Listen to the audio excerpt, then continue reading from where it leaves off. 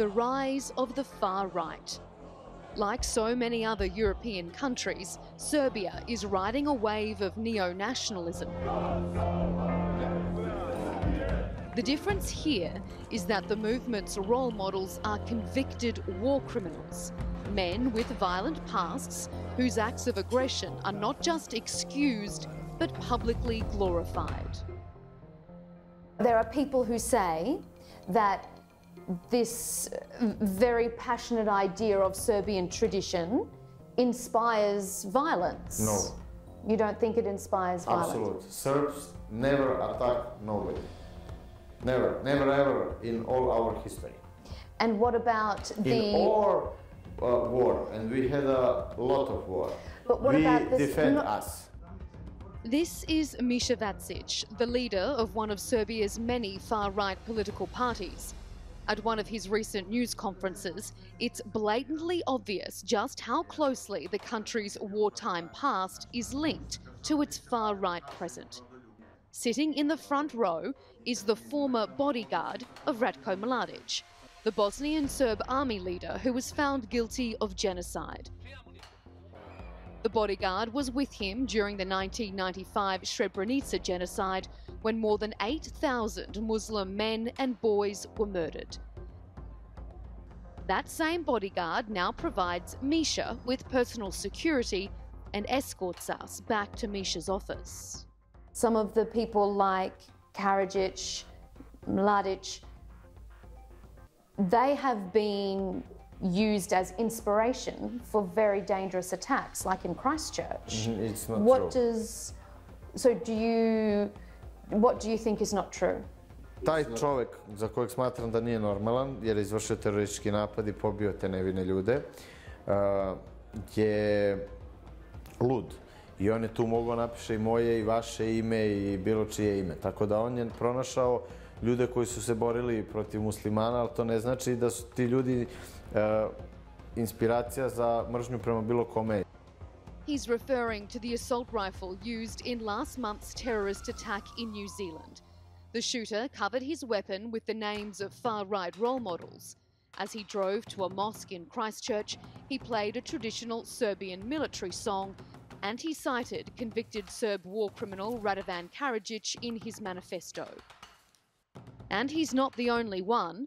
Serbia nationalists have inspired other white supremacists, including Anders Breivik, who killed 77 people in Norway in 2011. Do you think that there is any responsibility for promoting those activities and people use that as inspiration? No, it's absolutely different. Because if somebody attacks you and you defend, you cannot be inspiration if somebody else attacks somebody. Serbia has a population of about 7 million people, so relatively small in the grand scheme of things. And it's about 18,000 kilometres away from New Zealand. So, how does the ultra-nationalist struggle of such a tiny country inspire such a violent attack so far away? They don't target individuals per se, but they would target a type of individual. And they do it the same way Booking.com targets you with ads about hotels, or airline companies travel you with ticket sales, promotions, whatever. So they basically exploit the business model of social media. Andrei Petrovsky has studied how far-right extremists disseminate their message. In effect, they've learned how to weaponize social media marketing.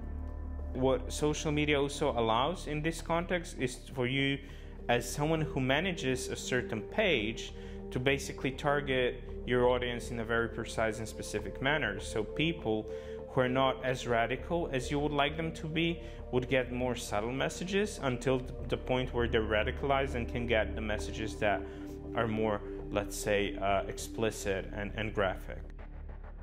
Human rights activists say Serbia is celebrated within alt-right circles as an extreme nationalist success story.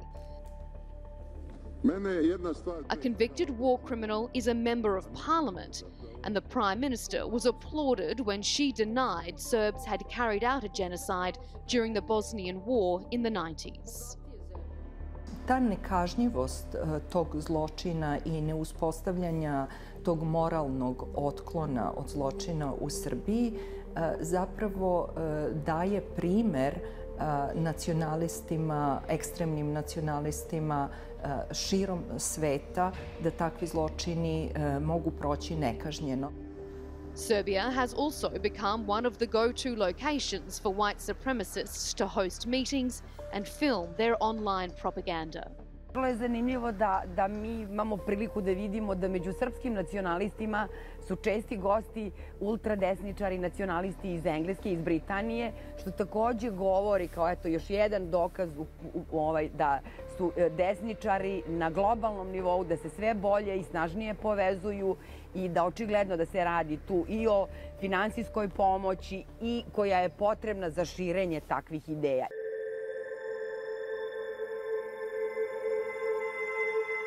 We approached the Serbian government for comment about what it's doing to stop the spread of hate speech, but it didn't provide an answer before this story went to air. Andrei Petrovsky says any form of government intervention would border on censorship.